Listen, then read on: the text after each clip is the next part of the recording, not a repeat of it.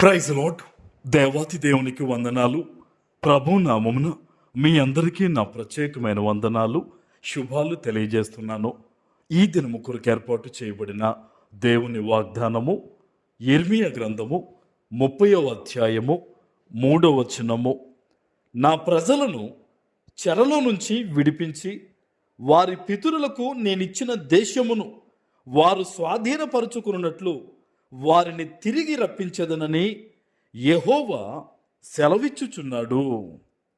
దేవుని నామానికి మహిమ కలుగునుగాక. ఈ ఉదయకాల సమయంలో సర్వ సృష్టికర్త అయిన నీ తండ్రి నిన్ను ఆశీర్వదించి గొప్ప వాగ్దానాన్ని నీకు అందిస్తూ ఉన్నారు. హల్లెలూయా. ఆయన ఈ దినము నీకు ఇస్తున్న గొప్ప వాగ్దానం ఏంటో తెలుసా? చెరలో నుంచి ఆయన నిన్ను విడిపించబోతూ ఉన్నారు. ఆమేన్.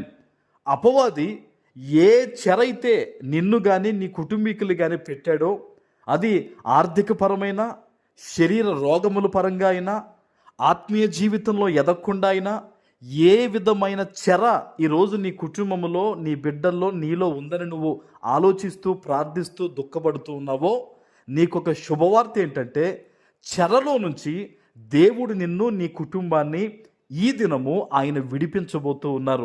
ఆమేన్. దేవుని సన్నిధి నుంచి వచ్చిన ఈ వాగ్దానము ఈరోజు నీ జీవితంలో నెరవేరునట్లు పశ్చాత్తాపంతో కృతజ్ఞత పూర్వకంగా దేవుని సన్నిధిలో ప్రార్థించండి.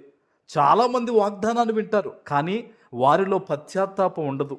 కానీ ఎవరైతే దేవుని వాక్యము వారి వద్దకు వచ్చినప్పుడు పశ్చాత్తాపంతో ప్రార్థించి దేవుని వాగ్దాన నెరవేర్పు కొరకు తమ జీవితాల్ని వాక్యానుసారంగా మార్చుకుంటారో వారి జీవితాల్లో దేవుడు ఘనమైన కార్యాలు చేస్తాడు. ఆమేన్. ఈరోజు నీ జీవితంలో నువ్వు అనుకుంటున్నావు, నా బిడ్డలకు ఉద్యోగాలు లేవు, నా బిడ్డలకు గర్భఫలాలు లేవు, మా ఇంట్లో ఈ శుభకార్యాలు జరగట్లేదు అని నువ్వు అనుకుంటున్నావు కదా. అపవాది వేసిన ఆ చెర నుంచి దేవుడు నిన్ను, నీ సమస్తాన్ని కూడా ఈ దినము ఆయన విడిపించబోతూ ఉన్నారు. ఆమేన్. ఆయన అంటున్నారు చూడండి, వారి పితరులకు నేనిచ్చిన దేశమును వారు స్వాధీనపరుచుకున్నట్లు వారిని తిరిగి రప్పిస్తానంటున్నాడు. నువ్వు అనుకుంటున్నావు, నేను జీవితంలో పలానా చోటకు నేను వెళ్ళలేకపోతున్నాను, సక్సెస్ అవ్వలేకపోతున్నాను, మార్గాలు నాకు ఎక్కడ కనిపించట్లేదు అని అనుకుంటున్నావు కదా. నీ జీవితంలో ఒక మంచి పొజిషన్కు నువ్వు వెళ్ళడానికి దేవుడు మార్గాన్ని ఏర్పాటు చేయబోతున్నాడు. నీకు కనిపించిన అనేకమైన ద్వారాలు దేవుడు నీ ఎదుట తెరవబోతూ ఉన్నాడు. ఆమేన్. మరి ఎలా తెలుసుకోగలవు? నువ్వు ఎలా దేవుని వాగ్దానాన్ని నువ్వు పొందుకుంటావు?